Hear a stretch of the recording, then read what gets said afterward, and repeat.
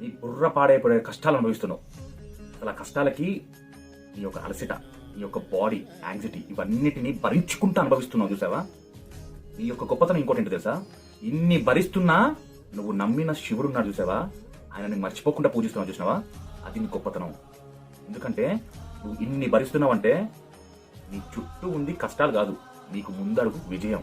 ఎందుకంటే నువ్వు ఇన్ని భరించినప్పుడే విజయం సాధించేశావు. ఎందుకంటే కష్టాలు, బాధలు ఎన్నో రకాలు, అంటే నీ బాడీని అలసట చేసి నీ మైండ్నే ఖరాబ్ చేసే కష్టాలు అనుభవిస్తున్నప్పుడు ఇక్కడ నీకున్న కష్టాలే అనుభవించావు, కానీ నువ్వు ఆల్రెడీ విజయం సాధించేశావు. ఇన్ని కష్టాలు అనుభవిస్తున్నా కూడా ఇంకా నా తోడు, నా నీడ, నా బలం, నా ధైర్యం నా శంకరుడే అని ఆ శంకరుని ఇంకా పూజిస్తూనే ఉన్నావు చూసావా, అది నీ యొక్క భక్తి యొక్క గొప్పతనం. అది కదా నీకు కావాల్సింది, అది కదా శంకరుడికి కూడా కావాల్సింది. నీ యొక్క భక్తి ఎంత గొప్పదో పరమేశ్వరుడికి తెలుసు. అలాంటప్పుడు నువ్వు ఇన్ని పడ్డావు, నీకంటూ ఒక మంచి మార్గం చూపెట్టా తండ్రి. నువ్వు గుండెనే చేసుకుని ధైర్యంగా ఉండు, మిగతా ఆయన చూసుకుంటాడు. ఏదున్నా కూడా వదిలేసి, నీకు బలమోరు శంకరుడు. ఆయన ఉన్నాక నిన్ను ఎవరేం చేస్తారు, ఏ కష్టం నిన్నేం చేస్తుంది, నథింగ్ నీకు ఇవన్నీ. హర హర మహాదేవ శంభో శంకర.